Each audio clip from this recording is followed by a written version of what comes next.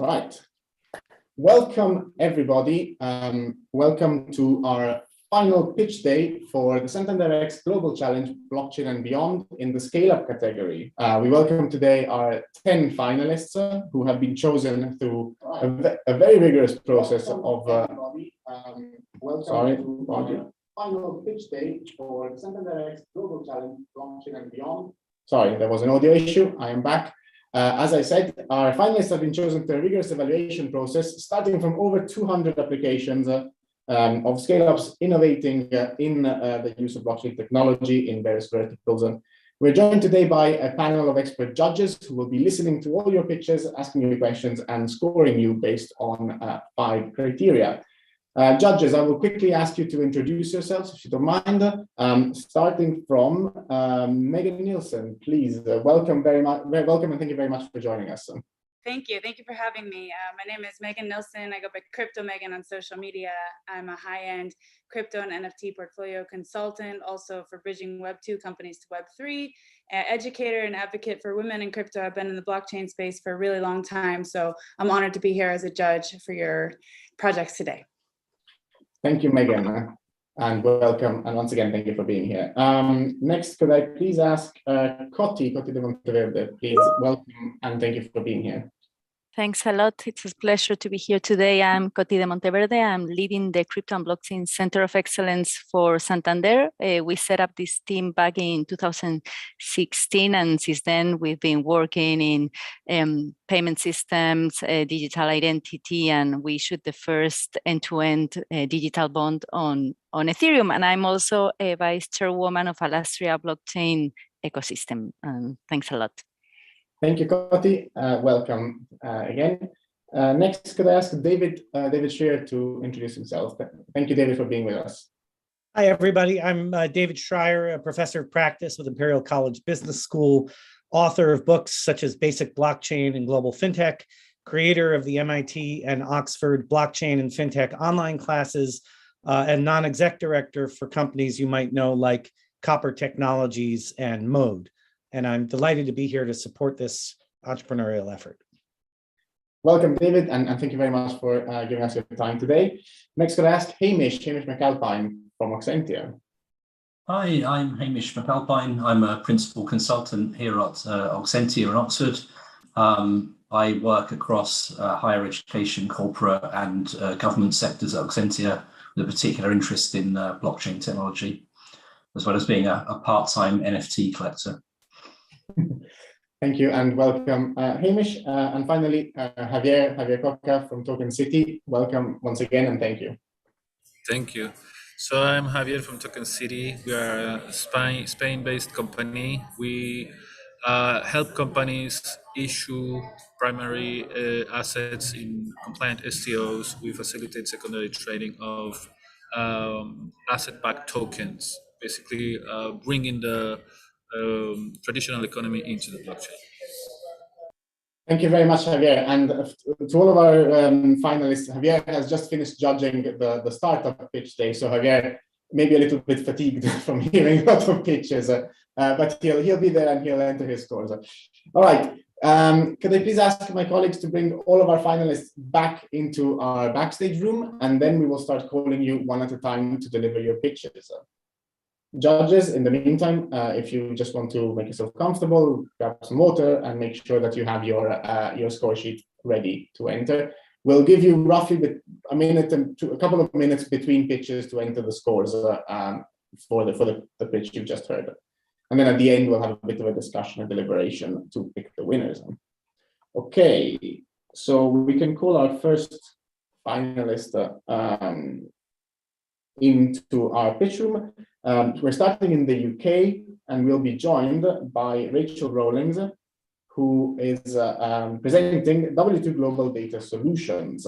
We're looking at regulatory technology, and as I said, we're presenting the UK.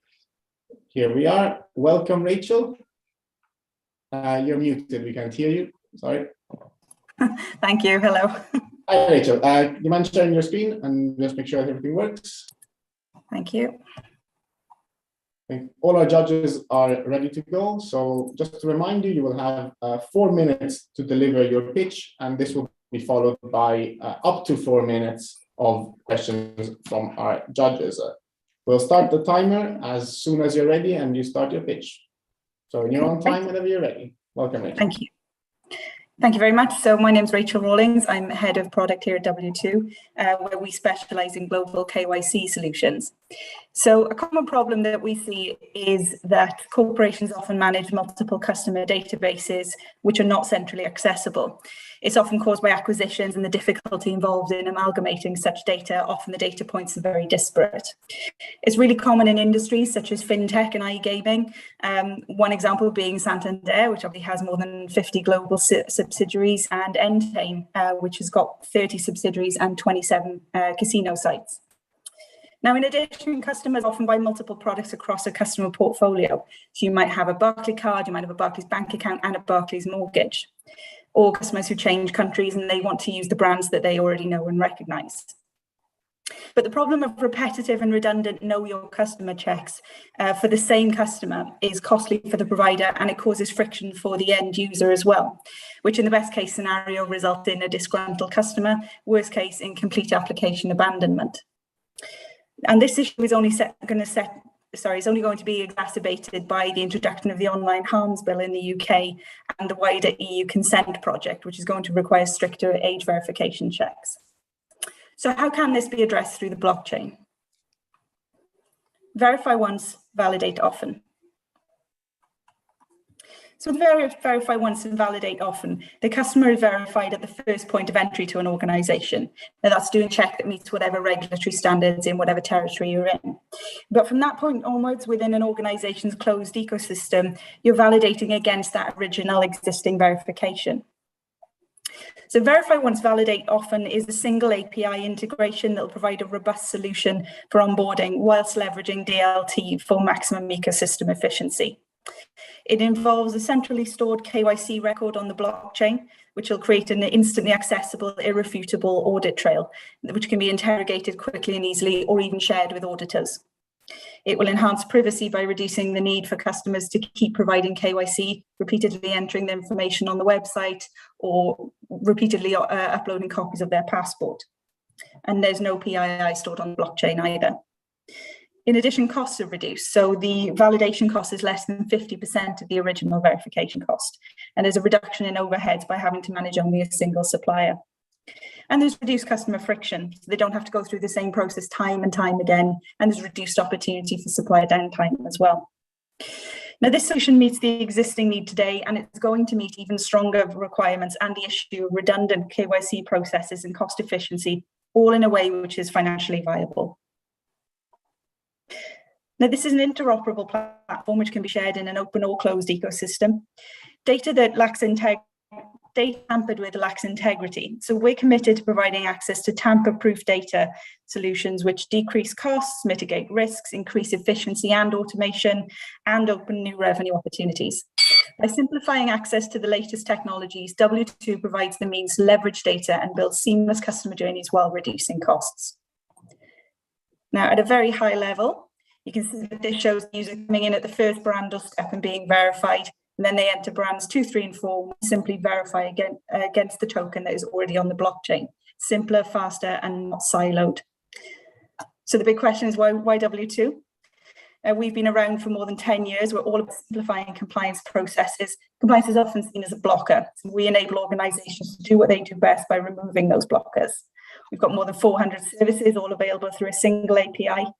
And some of our customers here, we manage over 300 million transactions a month and onboard over 200,000 customers for them. And finally, here's a summary of the key benefits of verify once, validate often. And thank you very much.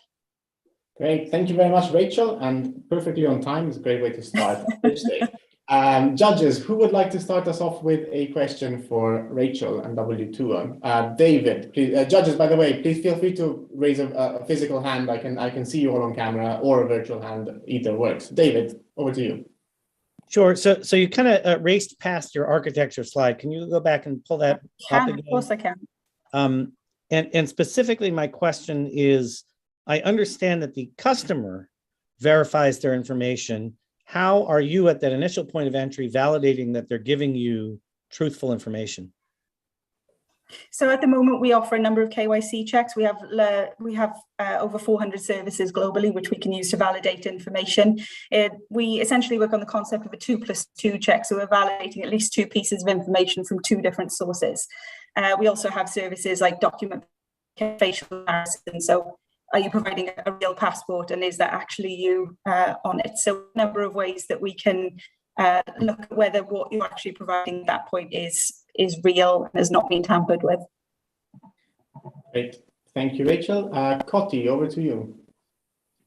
Hi, Rachel. So you're saying you're using blockchain technology. I would like to know, where's the blockchain, what type of blockchain, and how do you use it? So we're developing on the blockchain, and we're using Kenze for the integrations into the main chain. So we're still working on getting this product set up, but those are the technologies that we're using right now. Sorry, what protocol did you say? What blockchain? The BSV. And no personal data is on chain, right? So are you encrypting it, hashing it? It will be hashed. With certain entropy? Or... Yeah, I couldn't specify exactly what how we're doing that, but okay. One of our key propositions is that there's no PII. You know, it's privacy by design and security by design. Okay. Thank you. Thank you, Koti. We have time for one more question. If anyone wanted to ask Rachel a question, Javier, and then sorry, Hamish. If we could probably fit both if they're short questions. Javier. Sorry, yeah, very short question. Can you talk about your competition? Maybe name a couple. Thanks. We don't know anybody who's directly offering the same kind of thing that we're trying to do. We're leveraging our existing expertise in this space. We've been around for 10 years providing these solutions so far. So we know the space really well. We already have a good foothold into a lot of our industries and our sectors. So we're looking to just build that out and reduce the barriers to access of new technologies, including the blockchain. Hamish, over to you for a last very rapid question. Could this be achieved in any other way?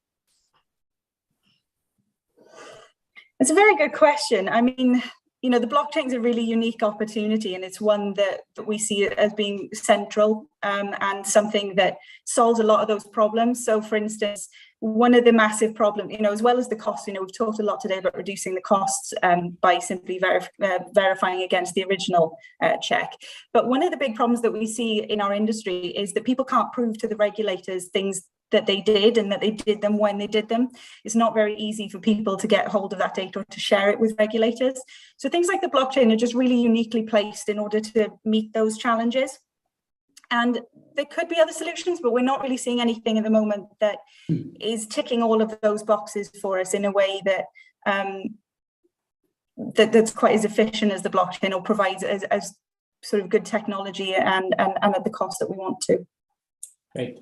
Thank you very much. Thank you, judges, for all the questions, and thank you, Rachel, for your pitch, as well as for answering all the questions.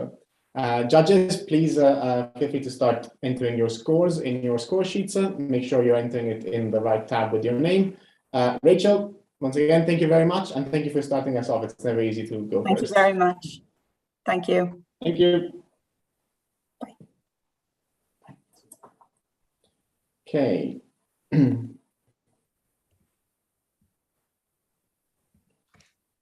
Okay. Judges, please start entering your scores and just give me a second to check. I can see when you've entered your scores, so I don't need to, you don't need to just to tell me. In the meantime, we welcome Jose from Excapit. Excapit comes all the way from Argentina, and we're going to hear about their solution. Jose, please feel free to share your screen whilst the judges finish entering their score for the previous pitch. Good afternoon to everyone. Okay, we can hear you perfectly. Okay, just to remind you, Jose, you will have 4 minutes to deliver your pitch, and then that will be followed by up to 4 minutes of questions from our judges. I think, judges, we're all ready. You've all entered your scores. So, Jose, we will start the clock as soon as you start your pitch, whenever you're ready. Good afternoon. My name is Jose Trachtenberg, and I want to share with you the story of Maria. She works for abroad. She charges a $1,000 salary.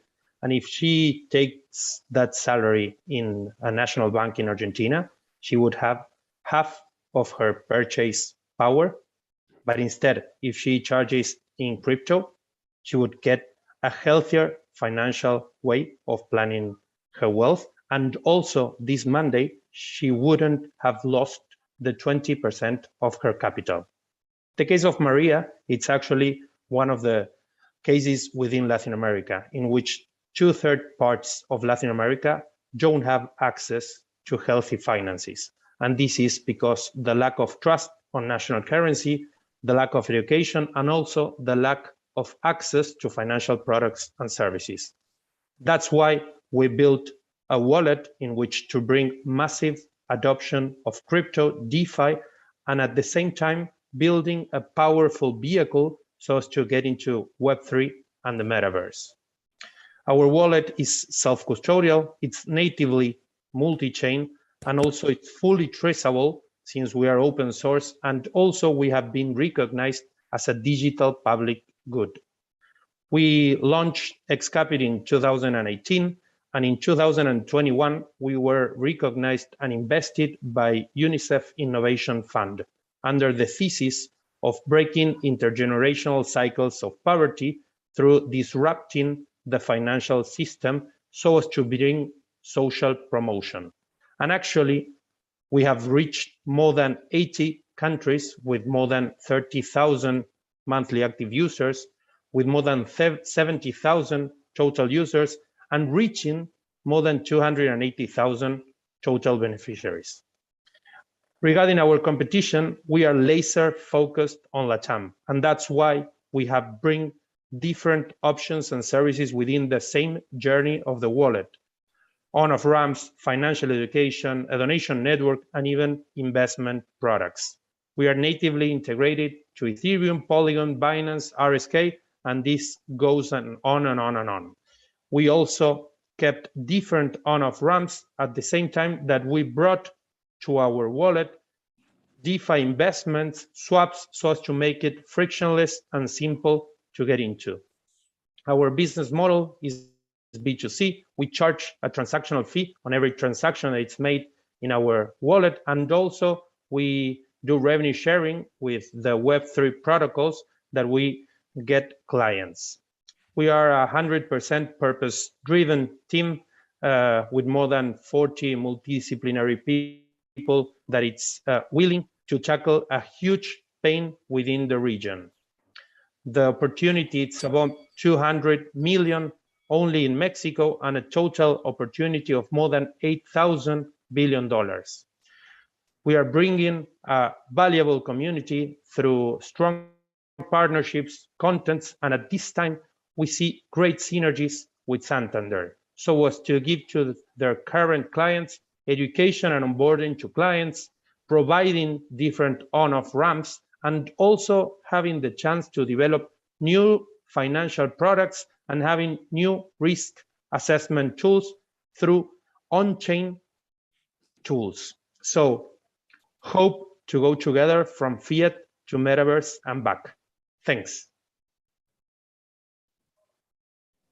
Excellent. Thank you very much, Jose, for your pitch. Judges, over to you. Who would like to start us off with a question for Jose? Coti. Okay, thanks, Jose. Can you go back? Can you project the slide where you were comparing to MetaMask and others, because you went a bit fast on it? For sure. Sorry. That's okay. In the meantime, I was going to ask you also a couple of. I was going to see the different financial education. Okay, so regarding, I mean, you offer DeFi products. Do you offer any DeFi products, or do you kind of audit the products that you are introducing or connecting to your wallet? We only embed products that have audited contracts, and also in this case, that also include an insurance. Good, very good. And would your wallet in the future could include like a know your customer or something like that if needed, or if connecting to institutional DeFi products. Okay, that's really good. And are you planning in something like a recovery mechanism, because it's a self-custodial wallet, so people sometimes lose their phone and things like that? Yeah, regarding the two questions, yeah, we are working on a multi-sig way of entering without having those 12 words. And also all of our partners do that KYC. So our clients are actually running that process nowadays. Great. Thank you, Jose. Thanks you. Thank you, Coti. Thank you, Jose. Javier, over to you. Yeah, I'm on a roll. So, Jose, congratulations for your presentation. One question. So you say Latin American customized. What does that mean? Don't you think that in the end? Sorry if there's noise. I'm at another event. What does that mean? Isn't it? I mean, one would say that that implies that the usability barrier, the complicated side of using a wallet, seems to imply to me that because it's Latin American customized, adoption is easier. But is that what you mean? What does it really mean? Okay, so only the 6% of the population in Latin America speaks in English. All the current content is in English. So that's the main barrier. And afterwards, I brought this about the on-off ramps because nowadays we have options so as to get into crypto through convenience stores and cash deposits that don't tackle the people who is actually banked, but also tackles the people that it's unbanked. So that's why we have LATAM customized solutions that has to do not only with the language, but also with the ways of entering and going back from crypto. Okay, we have time for one more quick question. If anyone would like to ask Jose anything. Hamish. Sorry. Oh, sorry, Megan. Sorry, David. Hamish put up his hand first. We'll get back to you in one of the following pitches. Hamish, go ahead. Mine's quite short, hopefully. Do you foresee any regulatory challenges given you're operating in this particular market, and how might that affect your product? We actually work with partners that already are regulated. So as we are self-custodial, we don't ask for information because our partners, through the on-off ramps and different services, get that information. So we see that regulation will go increasing, but we are safe, and our business model is scalable because we don't need to have any license or regulation with what we are bringing. We are bringing access through making this product frictionless, but that has to do with integrating all of the valuable parts together and making that simple to the end user. Thank you. Thank you. Thank you very much, judges, for your questions, and thank you, Jose, for your presentation, presenting Excapit. Thank you very much. Hope you have a great day. Bye-bye. Thank you. Bye. Bye. I like the music background, Javier, but we have a nice music background. Right, whilst we set up the next pitch, we're coming back to the UK. Please make sure you've entered your scores for Excapit. In the meantime, we will hopefully be welcoming Animesh. Yeah, welcome Animesh, representing CoinChain. Hello, good afternoon. Glad to be here. We can see you, we can hear you. If you don't mind sharing your slides whilst our judges finish scoring the previous pitch. Yeah, I'll do that.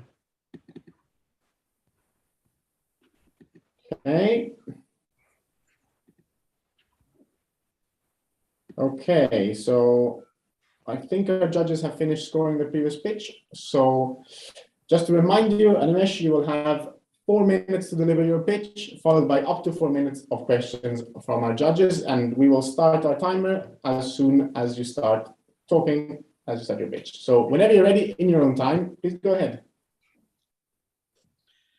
My name is Animesh. I'm the CEO of CoinChain. Today, I'm going to talk about a blockchain solution that's going to revolutionize the entire financial ecosystem. The biggest change in the history of money is coming. That is central bank digital currency. 90% of the central banks are working on CBDC. But I could foresee this in 2017 when I was working as a chief payment architect in Britain's largest retail bank. I could see the inefficiencies in the payment landscape. So I convinced my payment team, and we quit our job to pursue this in year 2017. But the biggest challenge was no central bank was looking for this solution at that point of time.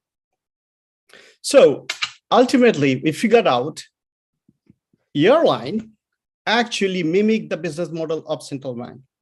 They sell currencies, billions of dollars worth of currencies they sell.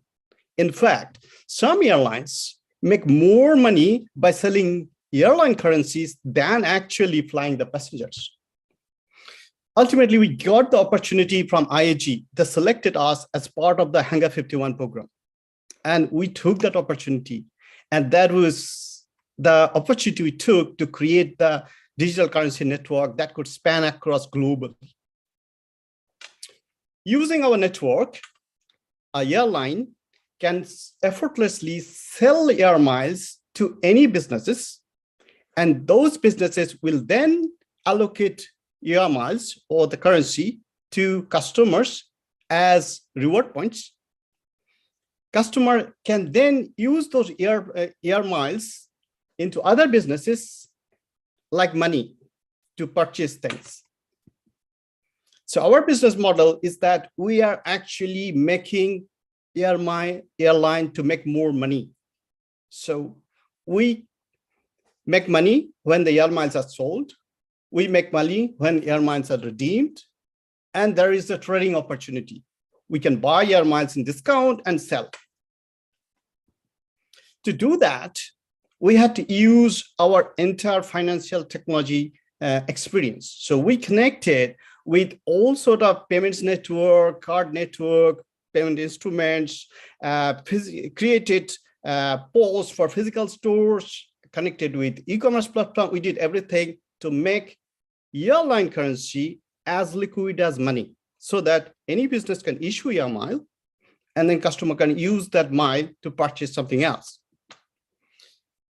So we have been working with many airlines, and World Aviation Festival thinks we are the biggest disruptor in the airline industry in currency selling. So they consecutively selected us to present our solution to many airlines. Now today, when the 90% central banks are coming to ask for CBDC solution, we have a solution that has been perfected over 5 years' time. And we have been working with companies like Amazon, IBM, and we have to develop all the capabilities a central bank would need to roll out CBDC solution. These are the 5 main things we perfected over the period of time. This needs CBDC. So security, that's our platform runs on world's most secure platform, which is HyperProtect platform provided by IBM. We created bridges for most of the blockchain networks. So CBDC can be interoperable. Our network can work with other networks. Accessibility, any business online or offline can use our plugins to accept CBDC as a payment in 15 minutes. Then we got anonymity. We have the features like cash-like transaction features, and of course, programmability. We have the only tried and tested solution for a global digital currency network, and we can help central banks, commercial banks, and PSPs to accelerate CBDC implementation. We are here to connect with banks, PSPs, and central banks to demo a solution. We are working with a number of central banks, and the advantage we have is that we have already implemented the digital currencies in countries where the central bank even hasn't initiated that yet. So we have a ready solution available there for them to have a demo. Animesh, I will have to stop you there because we are 1 minute over already. So thank you very much for your pitch. Judges, over to you. Who would like to start us off with questions? David, over to you. Which central banks are you working with currently? We are working with FinTech Norway. So they are going to start in August. And then there are a few others through BIS, but we signed NDA. And if you had to look at a percentage split between how much of your revenue and effort is focused on corporate deployment in airline mile sharing and CBDC, what would the split be? At this moment, 0 and 100. We have the technology. We are engaging with the central banks, but nobody has started yet. So from August, another central bank is about to start. So we're going to get a revenue, POC revenue. But right at this moment, all our revenue comes from the airline business. Thank you very much, David, for your question. Judges, any other questions for Animesh? Koti, over to you. Sorry, I was in mute. Thank you very much for your presentation, Animesh. So your technology allows central banks to issue the currency itself, or are you just like a network for exchange of different CBDCs between them? So we have followed the two-tier model. Airlines also work in the same way. So that we can support the wholesale CBDC where air mile can central bank issue currencies and distribute among the banks. And then we have got the whole retail network. We have got wallet for customers to hold CBDC. We have also developed plugins for e-commerce businesses so that they can install our plugins and the customer can pay CBDC. Then we have created POS for brick and mortar, so they can download the mobile app that generates a QR code. A customer comes with the CBDC wallet, scan the QR code and make the CBDC payment. We have things like when the customer do not have enough CBDC and then they want to pay part of the payment with a commercial bank, those sort of use cases also we have handled, because it naturally comes when you have a air miles and part of the air miles you're paying with part of the air miles and part you're paying with your cash. So most of the use cases we are talking about today, we have actually handled yesterday. And you're using Fabric Hyperlayer. So who runs the orders? It's your company, it's the central banks, or the commercial banks as well? This architecture is configurable. If the central bank is taking the ownership, we would give them, we can deploy the on-premise HyperProtect system, which we are working with at IBM. Is the world's most secure system. It has got a hardware security model as well.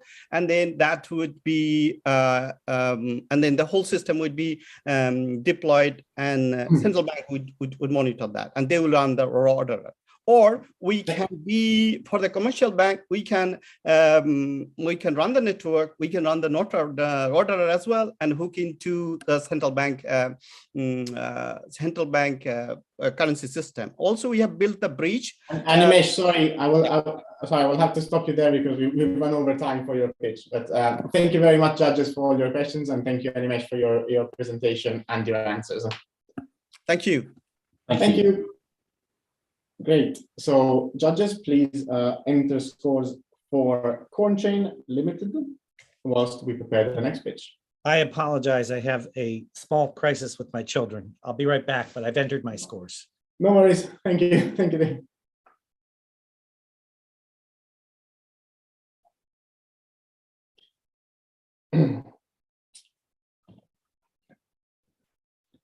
Perfect. Okay, so welcome to Alisa Gus and Eugene, representing Wishnish, coming from the US. We'll just need a few more seconds for our judges to finish scoring. One of our judges had to go and deal with a child emergency, so we'll just be a few seconds.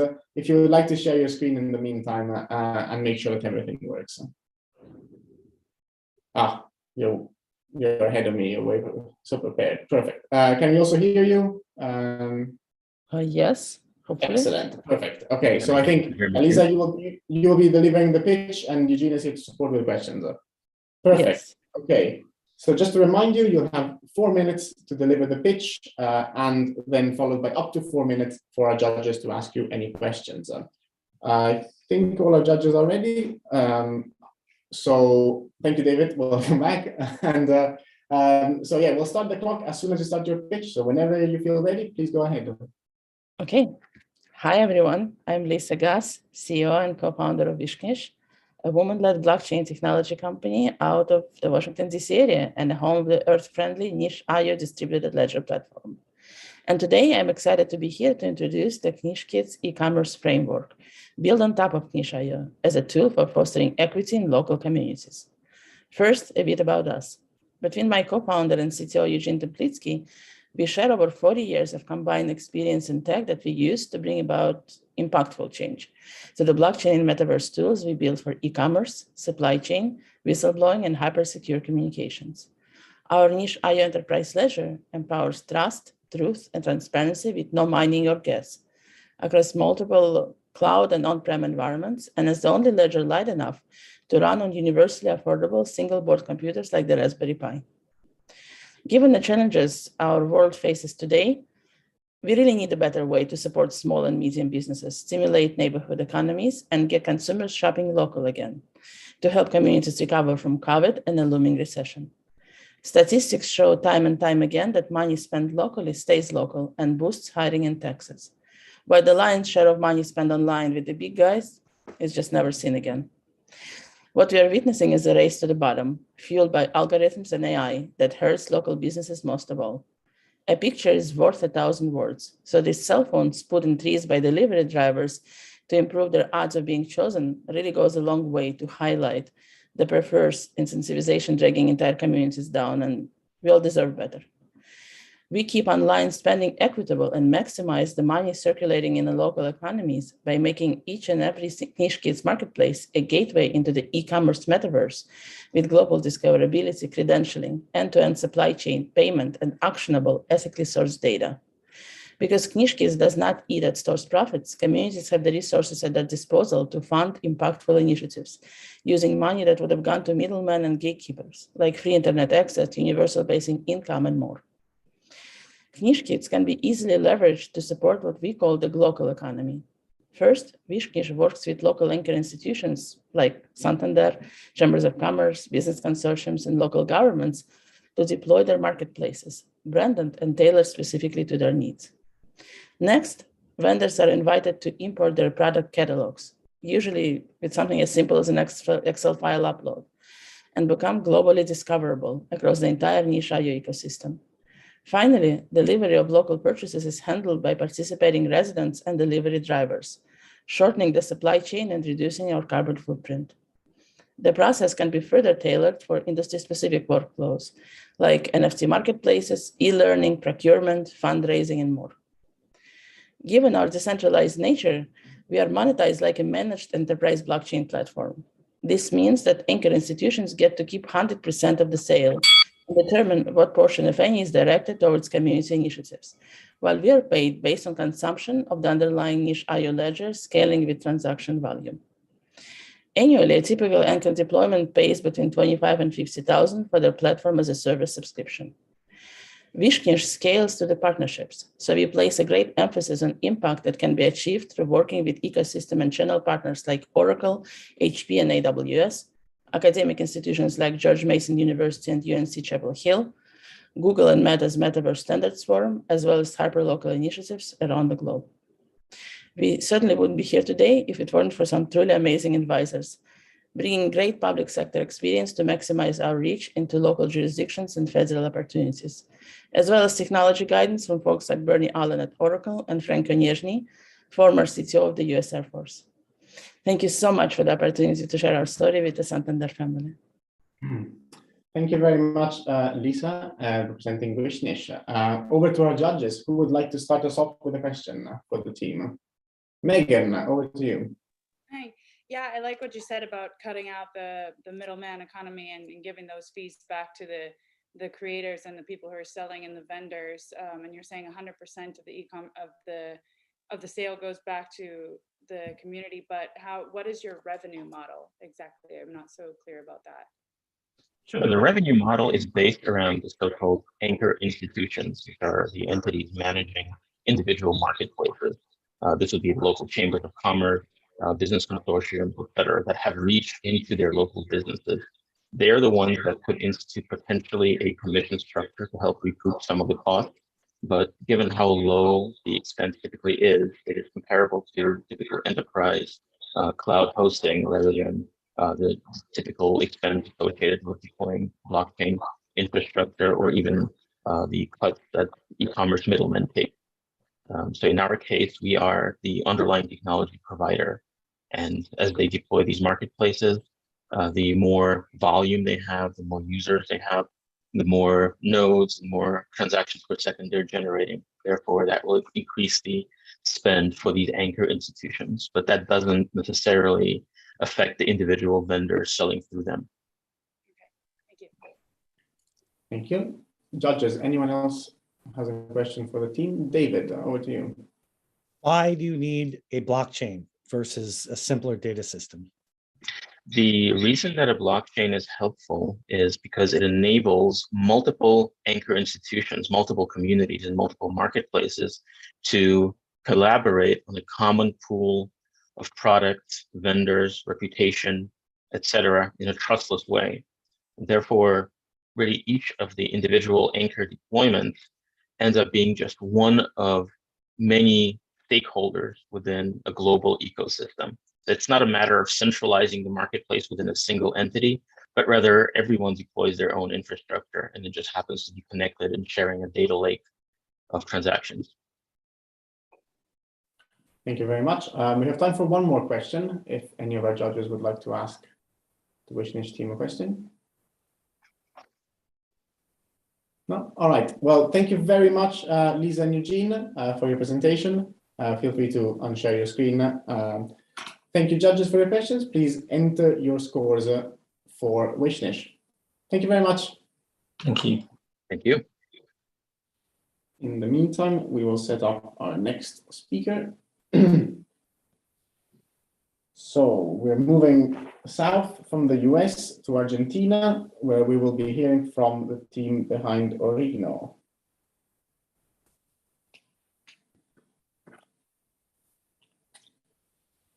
Okay, welcome, Nicolas, or Nico, as you prefer. Please share your screen and make sure that we can hear you. We can see you perfectly. You can call me Nico, better. Perfect, Nico, we can hear you as well. Just give us a couple more seconds so our judges can finish scoring the previous pitch. In the meantime, just to remind you, you will have 4 minutes and we will start the clock as soon as you start your pitch. That will be followed by up to 4 minutes of questions from our judges. I think we're just waiting for one of our judges to enter the previous score. No problem. Give us a few more seconds. Okay, right. So we will start the counter. We start the clock as soon as you start your pitch. Whenever you're ready, please feel free to make a start. Thank you. From starting now, I am Nico Balestrini, CEO and co-founder of Origino. Hello, everyone. This is why our clients love us. They can sell their soft commodities as specialties. Why? Because with Origino, they can differentiate their product by showing more information, provenance, origin, and history. So far, nothing new in the blue ocean, right? Well, we have seen Companies and brands need transparency and trust. They have to fulfill compliance issues. And at the same time, they have to build loyalty with their supply chain. And all supply chain actors always need funding and insurances. So now we're talking. Origino created the first value chain tokenization platform that tokenizes supply chain production assets to build traceability. And at the same time, we integrate loans, insurances, and loyalty rewards. So how do we help to build more trusted, loyal, and funded supply chain?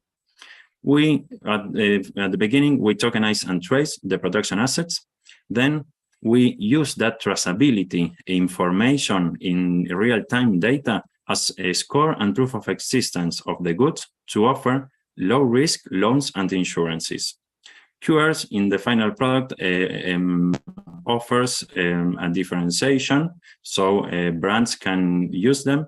And finally, commercial companies can use this information to give rewards to the supply chain actors using our smart contracts in the Algorand blockchain that we use.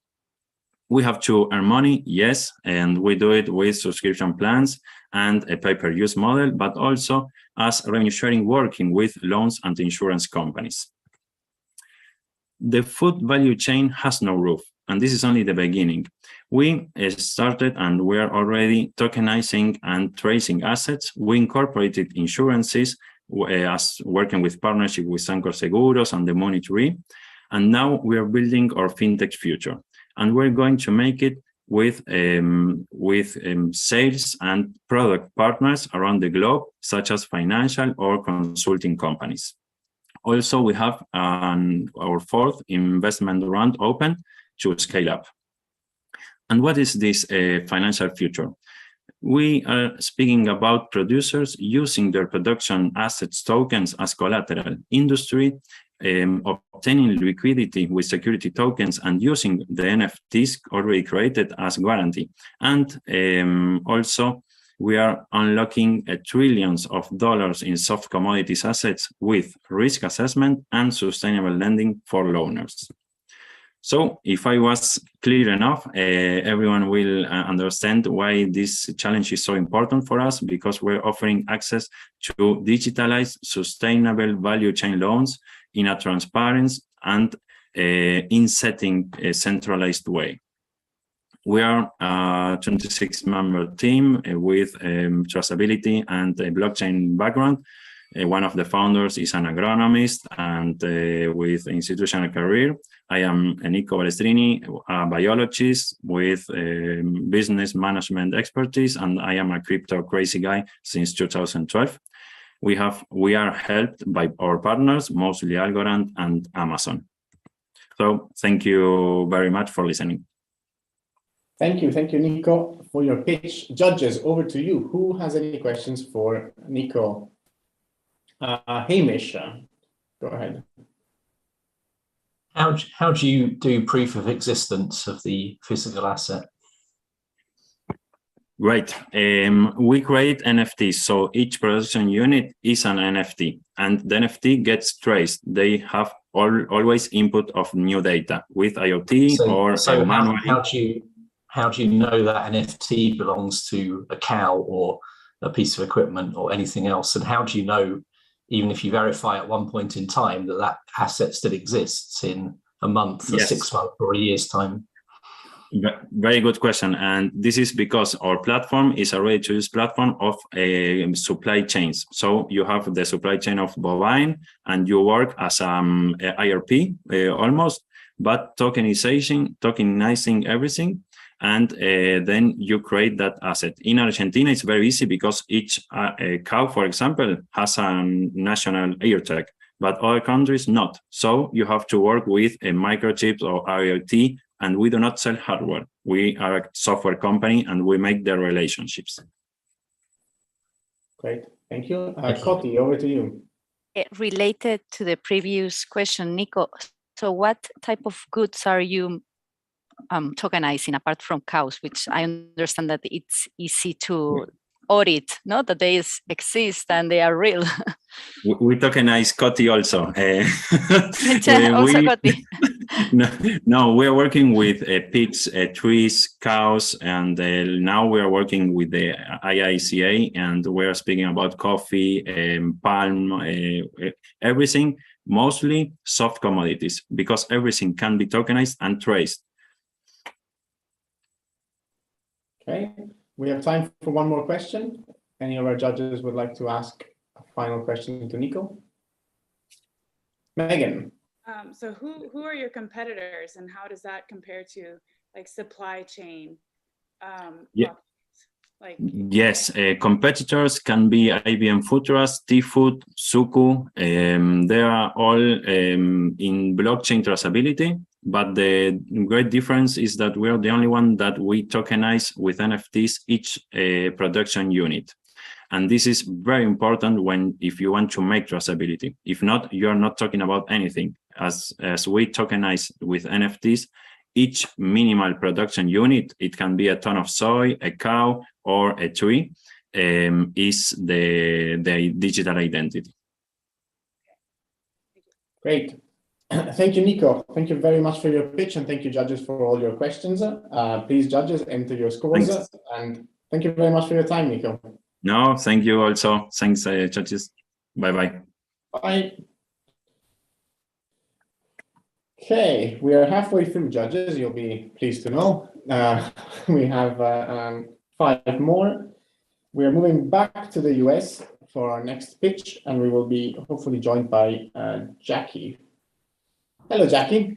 Hi, everyone. How are you? Hello. We are all very good. Thank you. How are you? Very good as well. Should I present my presentation? Please share your screen. In the meantime, just to introduce you, Jackie represents Valora from the US, a mobile crypto wallet that enables global payments and easy access to decentralized finance apps. Just give us a few more seconds whilst our judges finish scoring the previous pitch. In the meantime, just to remind you, you will have 4 minutes to deliver your pitch, and then 4 minutes to answer questions from our judges. Sounds good. Will you give me a warning when I have the last 30 seconds? Yeah, so you will hopefully hear a sound like a bell ringing when you have 1 minute left, and then another one when your time is up. I may also then jump in and stop you if you're over the time. That's good. I will. Just waiting for one of our judges to finish inputting his score for the previous pitch.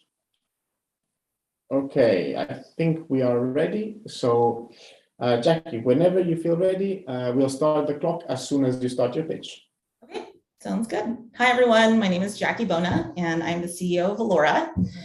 Valora's mission is to unlock access to financial opportunities so everyone can create and share value without barriers. And the photos here that I'm using are real users in Brazil, Nigeria, and Kenya that have used Valora as a gateway to access financial opportunities that they wouldn't have access to before. And so why does this matter?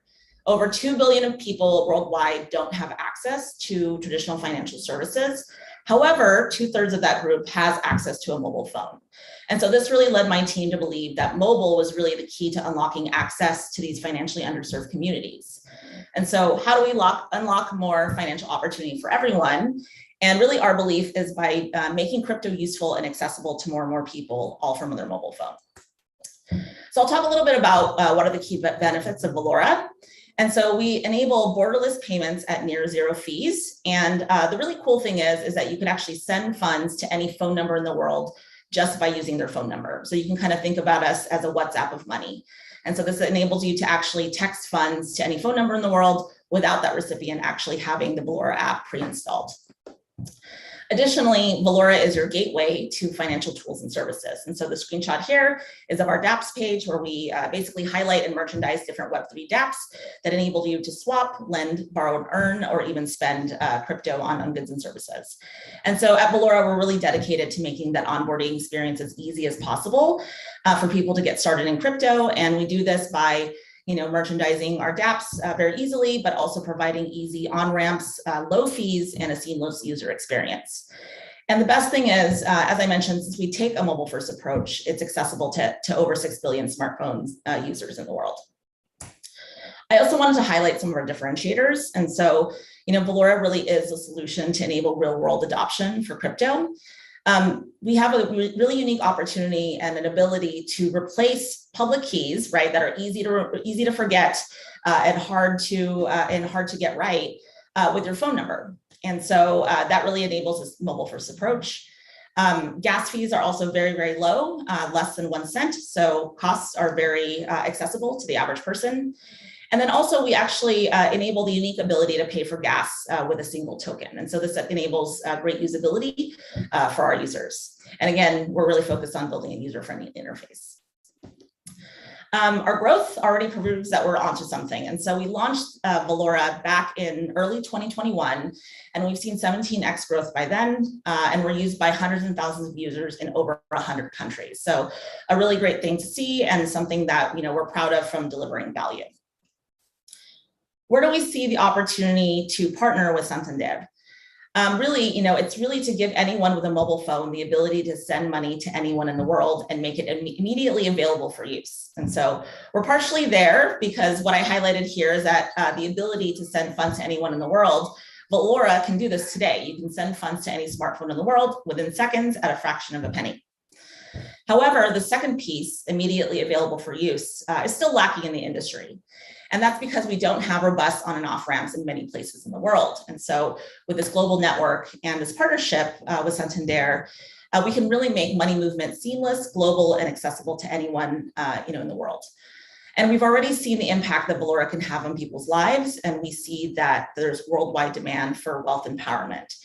And so Valora really provides that easy access and entry point. One of the last slides I see here is that we see the opportunity to be the tool to help anyone with a mobile phone access financial tools, but we also see a great business opportunity. And so while we currently are focused on growing our user base and delivering the best possible experience for our users, we have a few business models in mind to create a sustainable business. One of them is by taking a small fee on crypto swaps. The second one is doing a revenue share model with the dApps that we have listed in Valora. But in the future, by delivering a trusted experience with recommendations, this really opens up the opportunity for a more premium experience with a small subscription fee. So I'll close by saying that I hope my presentation has illustrated the power and the potential of blockchain technology that's mobile first to empower anyone with a mobile phone to access basic financial tools to help save, earn, and give them control over their financial futures. The Valora team is just getting started, and we're looking forward to partnering with Santander to continue the mission to unlock access to financial opportunity to anyone with a mobile phone. So thank you again, and I'm happy to answer any questions that you have. Thank you, Jackie. Thank you very much. Over to our judges. I think Javier has a question to start us off with. Yeah, apologies, Jackie. The building I was in closed, so I'm now outside, probably a bit noisy. But so I think the fact that you are linking mobile phone numbers to wallets is a genius idea, because the average person doesn't really care that much about the privacy aspect of the DeFi world, and it's super. I would assume that it's a key component of your speed of traction. However, what kind of worries me is what you mentioned about on-ramp and off-ramp. If someone in Senegal, with their local currency, because we are talking about moving money, a person that has an orange money wallet with CFA francs in their wallet, and they want to send money to me, what makes your model sustainable with the necessity of on ramps and off ramps that cannot be done by Western Union or any of the other giants? Yeah, I think with the on and off ramp question, and I should have mentioned this in my presentation, is that we run on a series of stable coins that run on the Scaleup blockchain. And so there's 3 to date, so the Scaleup dollar, the Scaleup euro, and then the Scaleup Brazilian real. And those are all launched by the Scaleup community. And so really the goal is to have a local stable coin in every market in the world. The Scaleup blockchain has only been around for 2 years, so it's still fairly early. But I think in your example for people that are sending in, or people that are sending from one country to another, to be able to convert the local currency, from fiat on-ramping into one of the stable coins and then sending that denomination to any phone number in the world. And whether that's in the UK or Spain or anything like that, this is really the technology that enables that. What we've seen from launching different stable coins in various markets is that, local users, like in Brazil, for example, really appreciate having that stable coin denominated in their currency. And also, we actually have a fairly large user base there. So Brazil is actually our second largest country with regards to adoption there. And so we see a lot of potential to be able to utilize these local stable coins to help, these communities build a very sustainable financial economy and a model there. Thank you, Jackie. David, over to you. Yeah, so have you looked into kind of an alternate UX based around SMS for feature phones? Because given that you said you're trying to do inclusion in emerging economies, there aren't that many smartphones in a lot of the, shall we say, least developed countries. This is a great question. So we are optimized for smartphones. So that's what Valora is focused on.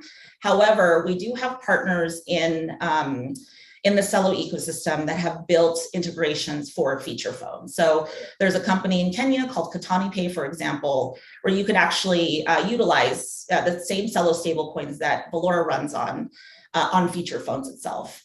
And so we do see the potential for Valora to integrate with these feature phones.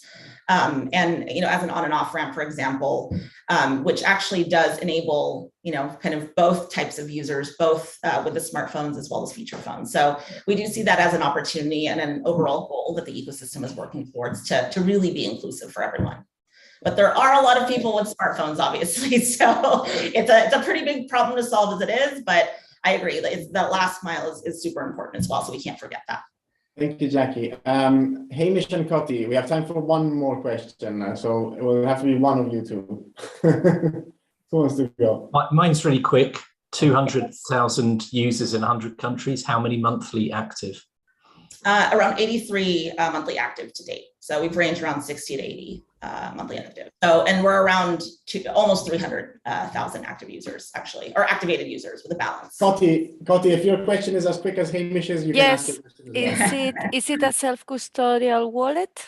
It is, yes, a self-custodial wallet. So this actually enables the ability to be able to be used in many, many different countries.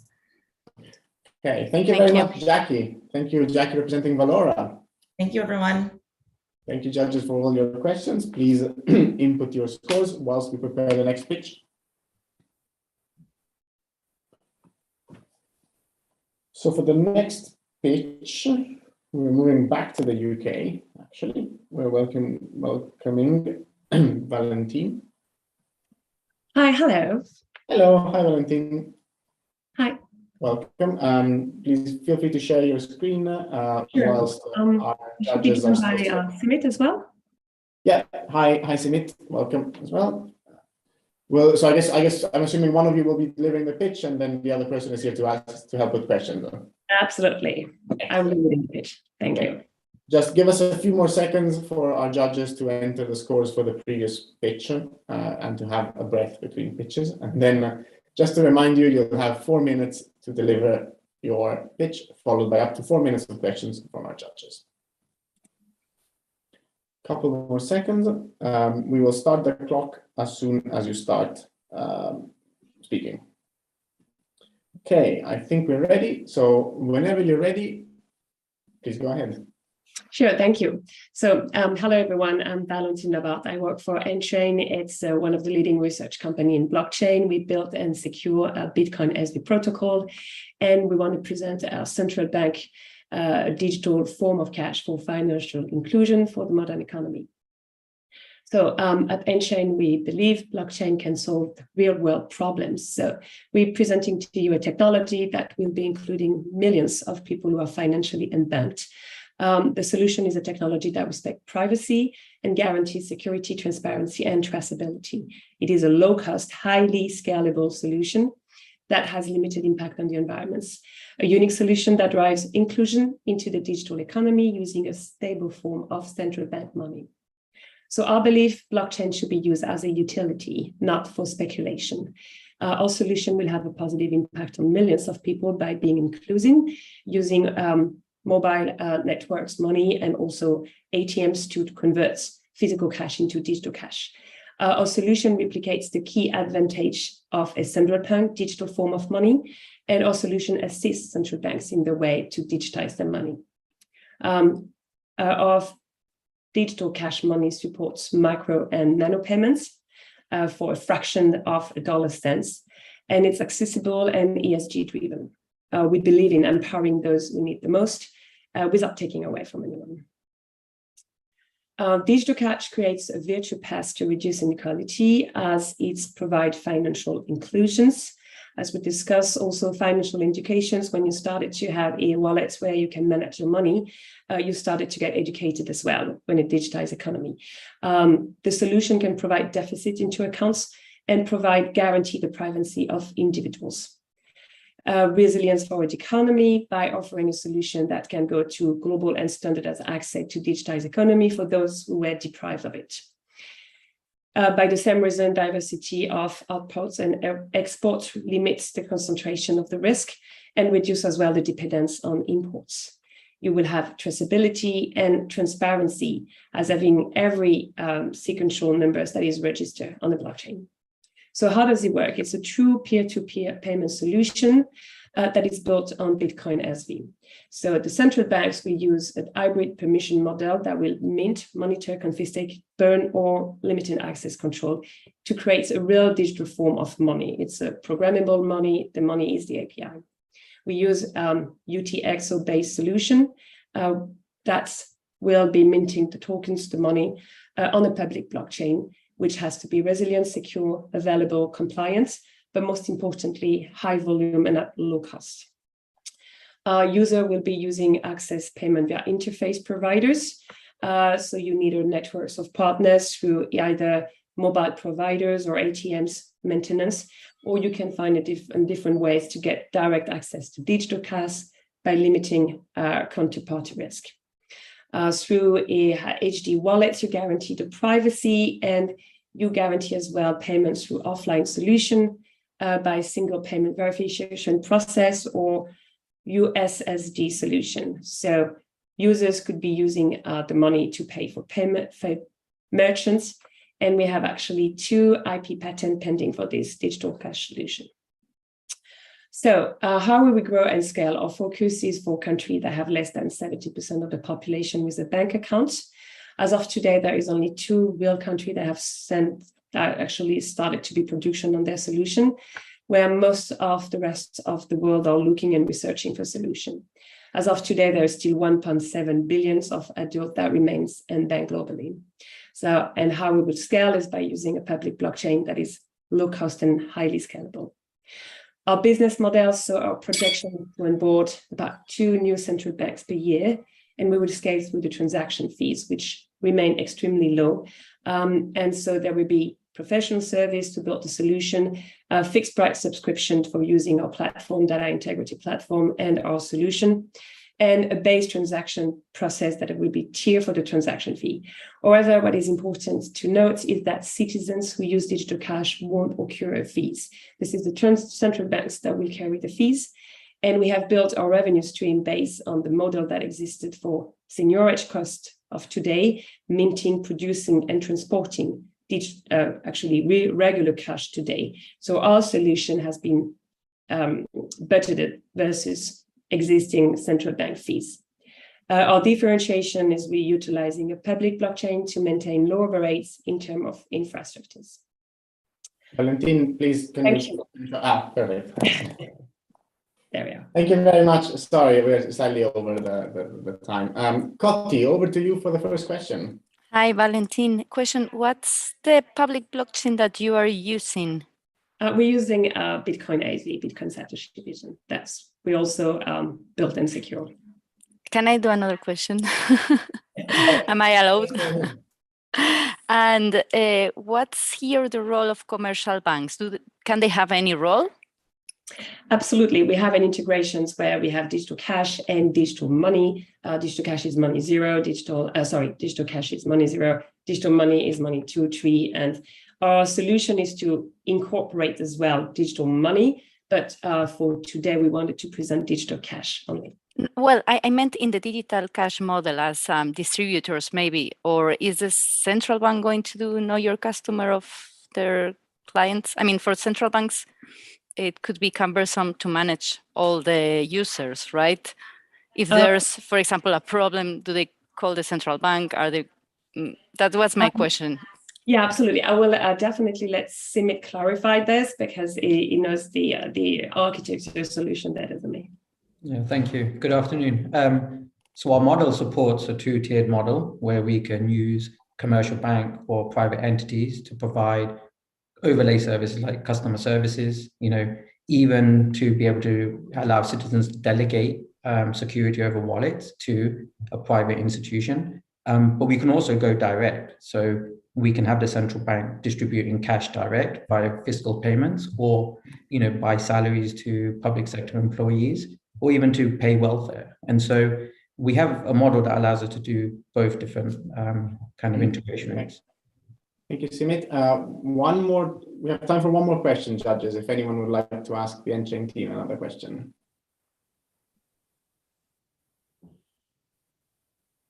No more. Hamish, okay, go ahead. You talk about your patent portfolio, which looks impressive. So nearly 400 patents, 75 patent families. What are your plans for that? It's not directly linked to these particular products, but we do have, of course, an IP licensing strategy, and we do build IP pool. The first one we've built is called IPWE. It provides access to startups, small and medium enterprise to get access to the technology for extremely competitive price. And we are building a second one on the metaverse pool. So the billing models is based on your revenues. So if you're not generating revenue, you will have access for free. And if you are a larger company and want to use and leverage our technology, you will be having, of course, to pay for it, obviously. Okay. Thank you. Thank you very much to the Enchain team, Valentin and Simit. Thank you, judges, for all your questions. Feel free to unshare your screen. Thank you. Thank you very much. Bye. Judges, please enter your scores whilst we prepare our 8th page of the day.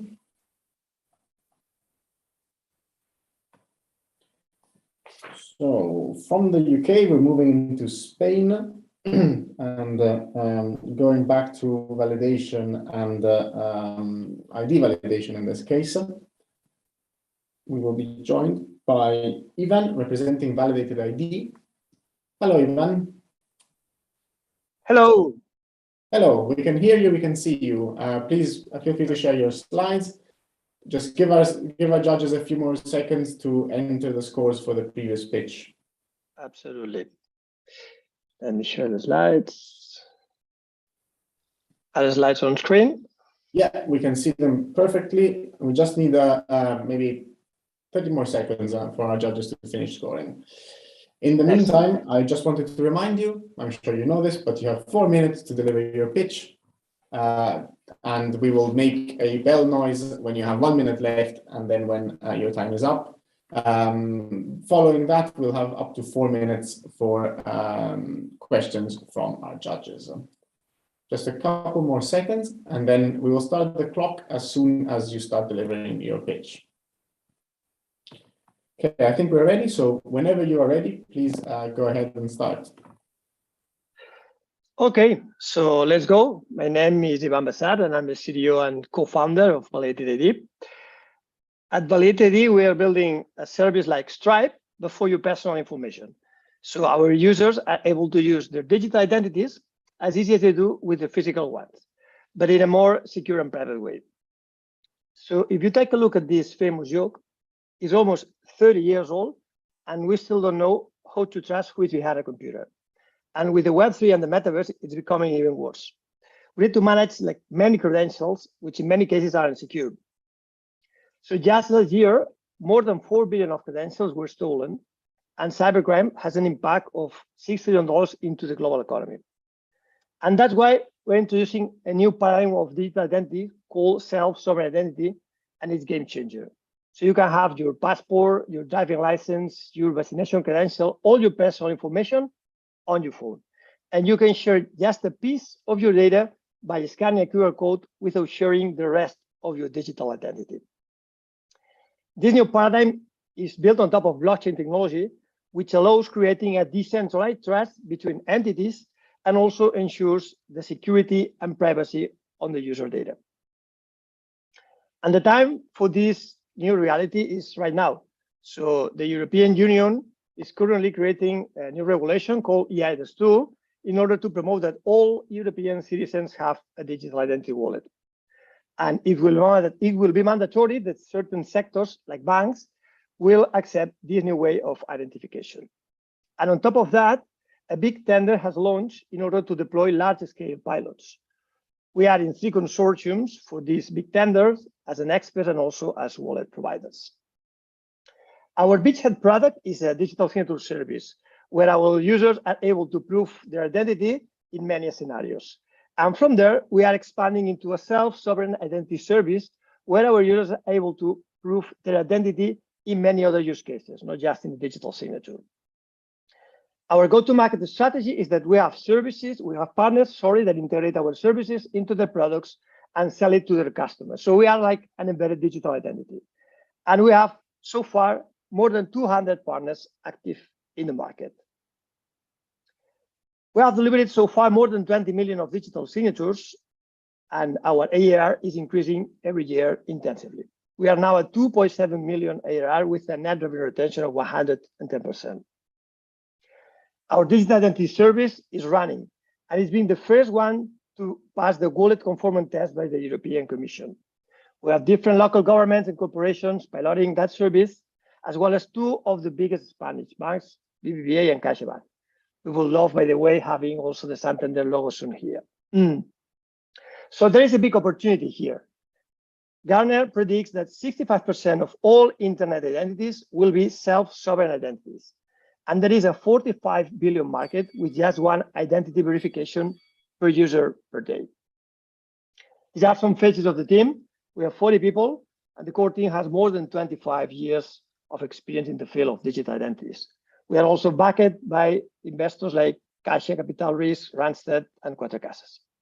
So if you think that internet and the metaverse deserve better identities, more secure, with a better user experience, privacy respectful, and trustworthy, this is the right time, and we are the right team. So join us. Thank you. Thank you, Ivan. Great pitch from Validated ID. Judges, over to you. Who would like to ask Ivan any questions? You've left him speechless. No. Javier, go ahead. Ivan, thank you. Can you please share the slide where we can see the flow that you said this? We're applying this on the blockchain, so we can go back to it and maybe ask you a couple of questions based on that. I will go there. Yeah, absolutely. Think you mean this slide, correct? Yeah. Okay, so can you please walk us through a little bit of this, exactly how it works? Oh, we may have lost Ivan. Yeah, I think he froze. I think Ivan may be frozen. Let's just give him a couple of seconds. Okay. Ivan, you're back. Ivan, can you hear us? Sorry. We lost you. It was me.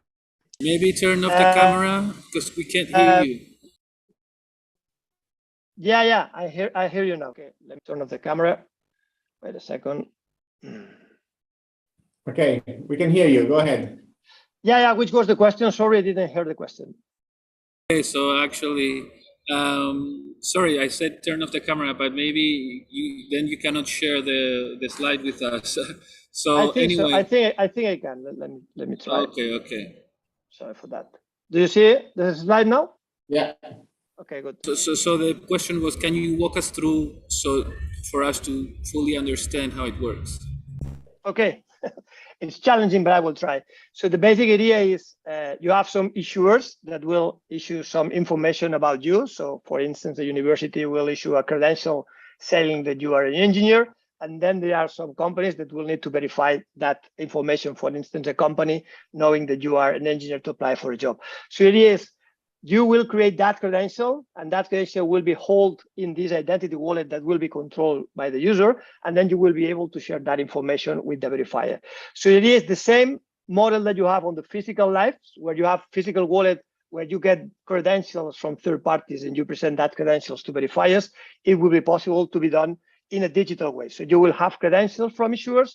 That credentials will be digitally signed, will be linked to you. So you will prove, thanks to blockchain, that you are the owner of that credential, and the verifier will be able to know that that credential belongs to you, and the issuer will not know about that interaction. So blockchain will create that, the level of privacy on this sector. So that is that decentralized trust that the blockchain have in the process. So that's a little bit the idea. So if you think as a user, the same model you will have in a physical life, you will have in this digital identity model. Okay, thank you. Hamish, over to you. Yeah, related question really. The verifiers, because this is, you talked about qualifications there. Obviously, there's a lot of other things you could do. Who are you talking to on the verifiers, and are you confident that the verifiers exist for all of the applications you mentioned?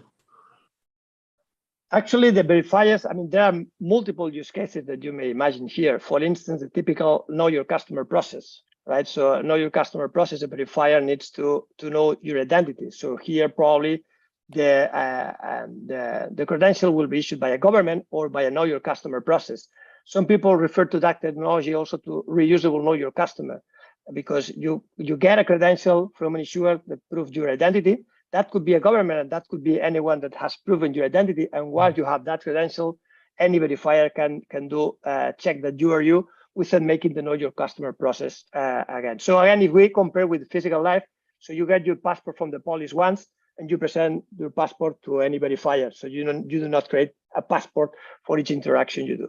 So there is just one use case, but you can imagine many use cases where you need to prove that you are an engineer, that you need to prove that you work for a certain company, that you are over 18, that you are a citizen of Spain, whatever, right? So there are multiple use cases you can build on top of that.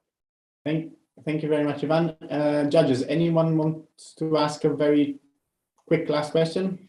Coti. Yeah. Hi, Ivan. Nice to see you again. Hi, Coti. I know how it works perfectly, so I wanted to know about your revenue sources. Yeah, so I mean, that's also what I said, we are expanding. So basically now we are on a transaction model where our revenues are coming mainly for digital signature transactions. And from there, we are scaling to a model where our revenues are coming from the digital identity transactions. So we have this network of partners that already are using these transactions, and the idea is to cross-sell and upsell through this network of partners, also these new trust services related to digital identity transactions. Thank you. Okay, I think we ran out of time for questions. Thank you very much, Ivan from Validated Idea. My pleasure. Bye-bye. Bye, thank you. My judges, we are down to 2 pitches left.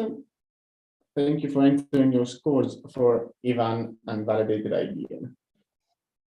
In the meantime, we're moving back to the USA, and we will be joined by Adam.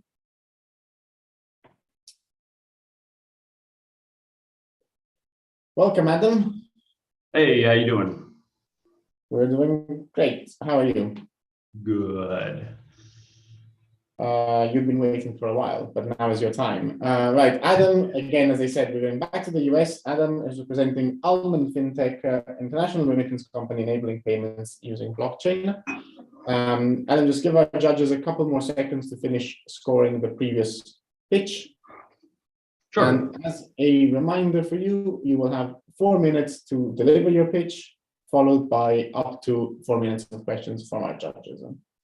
Looks like we're ready, so we'll start the clock as soon as you start your pitch. All right, great, thanks. Nice to meet everybody. My name is Adam. I'm the founder of Almond. the friendliest way to transfer money. And these are the people I'm proud to call my team, a bunch of super smart engineering and finance gurus from MIT and Harvard.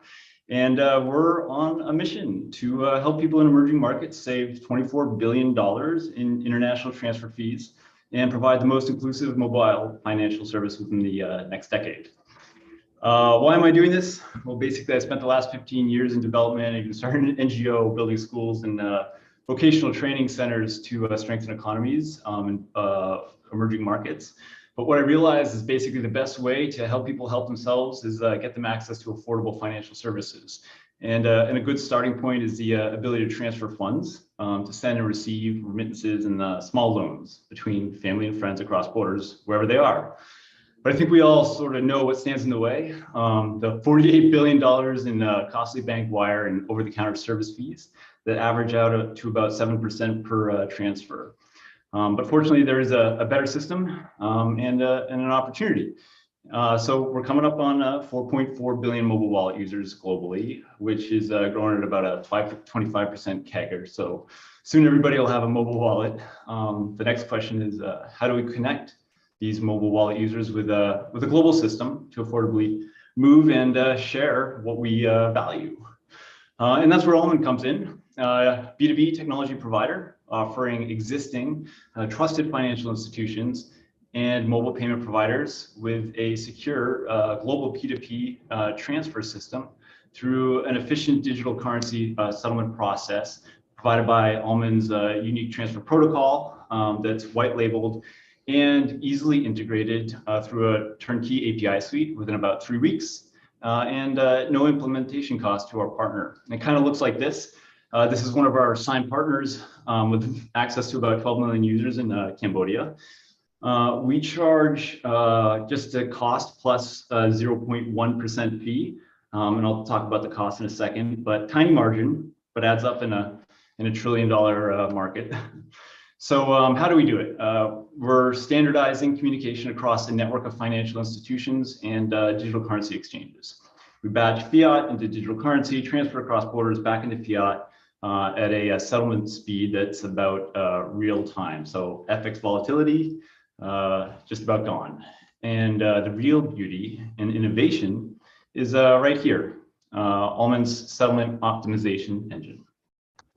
The way it works, we all know that there's a world of digital currency blockchain networks, not just one. You have Ripple, XRP, Bitcoin, Ethereum, but will a single network or currency pair across all quarters at all times of day give you the best reliability, speed, or cost efficiency? The answer, I think, is no. But Almond can use any one of them, so no single point of failure. Our engine takes into account market data, settlement fees, and demand projections, and then just selects the best network at the best time with the best digital currency and best exchange. And that's just where we're starting. Soon we'll be doing multi-currency settlement across chain, optimized routing to provide the most savings, which are then passed on to those who need it most. And the result, here's some logs from just some recent runs we did to give an example. But bottom line, that was cost 0.65% in seconds with a settlement speed of about 7 minutes, and significantly better than the alternatives. As you can imagine, even with our partner fees, we're well below anything that's out there. And we're just getting movement, but got signed contracts and more on the way in APAC, US, and LATAM. So that's the down and dirty. Let's change the world. Excellent. Thank you, Adam. Thank you for your pitch. David, over to you to start us off with questions. How many transactions are you clearing every day? Yeah, so we're actually just about to bring this the whole system online in the next couple of months. So these signed partnerships, integrations are already complete, and some on the way with others. But you can expect in the next 3 months we'll be moving real money in real time. But we're doing we're moving quite a bit of money in systems testing, and we can go into detail on that if we wanted to. Okay. Javier. So how do you see this working in African countries? You said that you are present in Latin America, Asia. What about Africa? Yes. The short answer is absolutely. There's already a lot of interoperability being achieved across countries there. We're already in talks with at least 2 financial institutions now. One's in a later stage. But absolutely, this is a global solution. It's quite scalable. And as I mentioned, the APIs are easily integratable into basically any platform. We haven't run into significant hurdles with any of them yet. Okay, there's time for one more question for Adam, judges, if anyone would like to ask one. No. Maybe to answer one of the questions, the earlier question about the amount that we transfer each time, we're averaging anywhere between $2,000 and $4,000 per settlement amount. So instead of waiting 24, 48 hours and moving millions of dollars with huge floats, we're actually settling in real time at about that amount, where cost efficiency becomes very favorable to us. Right.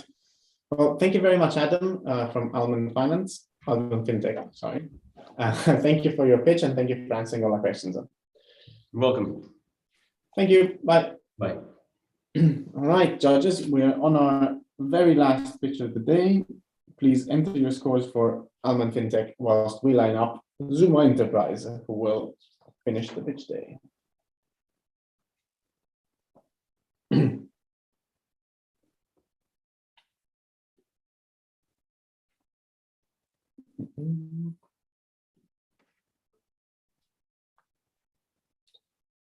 All right, welcome, Eddie. Hey guys, how you doing? Hello. Hi, Eddie. We're all right. You are number 10, so we're looking forward to hearing from you. Thank you for bearing with us up to this point. No worries, it's good to listen in. It's enjoyable. Please feel free to share your screen now. Sure. Whilst the judges finish scoring the previous pitch. Of course. Just give us a couple more seconds whilst judges finish scores. Yeah, And Eddie, just to remind you, you'll have 4 minutes to deliver the pitch, and we'll start the clock the moment you start speaking. Sure. And you'll hear a bell when you have 1 minute left, and a bell when time is up. Sure. Okay, so I think all the judges are ready. So actually, maybe a few more seconds. Okay, I think we're ready. So whenever you are ready, please feel free to make a start. Okay. Hi everyone, my name is Eddie Robb. I'm Commercial Director at Zumo. Zumo's mission is to deliver the benefits of blockchain-based currency to people and businesses everywhere. And in order to do that, we want to enable the next wave of crypto adoption. Currently we're seeing 1 billion users, coming up to about 1 billion crypto users. That's expected to grow up with the total opportunity is 8 billion. And in order to tap into that, the next billion and the billion after that, we're focusing on delivering best technology that can enable financial institutions to get into the crypto world and enable that adoption. We're delivering safe, secure, and sustainable mainstream adoption for crypto and DeFi technology. A little bit about us, so where we are, we're ready to scale. We've got an experienced management team based out in Edinburgh. We're currently 40 people, growing to 90 as we close out our Series A in the coming months. We started in 2020 with our own direct-to-consumer mobile app. Our mission there was to enable the move between fiat and cryptocurrencies with a nice user experience. We built our own non-custodial wallet, and we built our own exchange service, and we connected up with the best-in-class financial services technology companies out there to build an amazing user experience. We then learned how to take that to market, and we learned how to support those customers. So learning a lot about how that next raft of crypto customers want to be treated and how to approach them. And importantly, we became regulated in the UK, one of the very few to be on the crypto register. Today, we're up to 60,000 registered and happy customers. And in the future, we will be using that app to build out further DeFi and Web3 solutions, such as yielding, staking, remittances, and NFTs. We will move into new territories with our app, and we'll get more regulation and more understanding about what's required from a regulation perspective. So it's continual learning and improvements. Then in 2022, the beginning of this year, we launched Zumo Enterprise. It was always part of our strategy to do so, learn first with our own app, and then go to market with a B2B white label solution. And now we're in market with that. We're onboarding our first clients, and it's a perfect solution to support financial institutions or mainstream financial institutions to get crypto into their existing offerings. So technology is our wallets. It's a mix of our custodial and our proprietary non-custodial wallets. It's our exchange service, which connects up with fiat and our wallets. And that's where we make our revenue. That's our business model. If our client's successful, we're successful too on the exchange. And we make it all available via API, so quick, easy deployment within a client's apps or infrastructure. As mentioned, it's a regulation-ready technology. FCA has signed off that technology, and we support with go-to-market consultation. All the learnings that we've done on our consumer side, we take to our clients, as well as with our customer support and training. Oh, sorry, jumped the gun. But we think there's something that needs to be done before we can move into that. So there's more than just this technology to enable that next billion users into the crypto sector. One big place is education. Added onto our technology, we've created what we call the Crypto College, which is a suite of technology solutions, suite of educational material that can slot into a client's base so they can educate their users on what crypto is and make them feel more comfortable. But there's a big secondary elephant in the room that not many people crypto companies take on, and that is the energy uses of crypto. That you'll have seen the headlines, and yes, some blockchains do have high energy consumptions.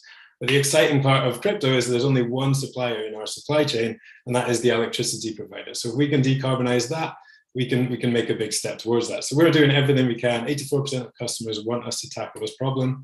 We're first signatory on the Crypto Climate Accord. We've written the Decarbonizing Crypto report. We took all those learnings into our own Zero Hero campaign. We've done a white paper, and really excitingly, we've got Innovate UK financing to take and build our own decarbonizing crypto solution. That solution plugs into wallets and exchange to calculate exactly how much energy is being used by each exchange. It then allows for the purchasing of a renewable energy certificate on the blockchain for that specific amount of energy, so that that customer can mitigate against their own energy use. And it's a bit bigger than that. With our state-of-the-art technology, our wallets and our exchange, and working with visionary financial institutions such as Santander to onboard the next billion users of crypto, we can drive crypto from being a negative impact on the planet, as it may be currently seen, to a positive one, and take a leading position in tackling the global climate crisis through crypto. So we believe we have got a perfect solution that will take us into the next realm of crypto adoption with safe, secure, and most importantly, sustainable mainstream adoption of crypto and DeFi. Thanks. Thank you, Eddie. Thank you, Eddie, for your presentation of Zumo Enterprise. Judges, over to you. Who would like to start us off with a question for Eddie?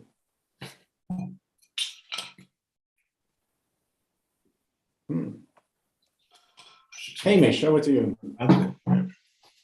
Who are your competitors now, and who may be in the near future? So on the crypto as a service, there's a few solutions out there. In mainland Europe, you've got Bitpanda and others, I can't remember the names off the top of my head, but yeah, there's others there. With the, that's why we're working on, the bigger problems what crypto has. It's not just about the technology and the core. It's actually, this is a problem. The energy use of some blockchains is a problem, and we need to do something about it if we're going to keep that adoption rolling. People, care, and rightfully so, care about the environment.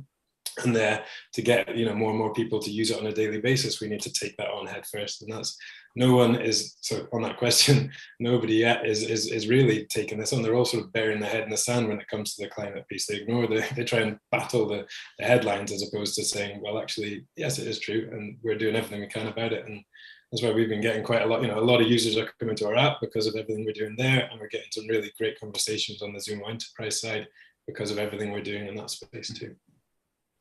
Thank you. Okay. Any other questions for Eddie? Coty. Okay. Hi, thank you very much, Eddie. So, a question. So you're a wallet, but you're also an exchange, or just a wallet? Yeah, so we're a wallet. So we built our non-custodial wallet. We got patent technology on our non-custodial security and the security on that side. We're now adding custodial wallets as well, so they're side by side in the Zumo app and will be available for all Zumo enterprise clients too. And there's one ledger, it's a bit of smart technology, one ledger between the custodial and the non-custodial. With the exchange, we built an exchange service that plugs into multiple liquidity providers, and we've got our exchange team that's working constantly on making sure that we can provide best in market rates at any time. Okay, we have time for one more question if anyone would like to ask one. I'm tired, everyone's tired out.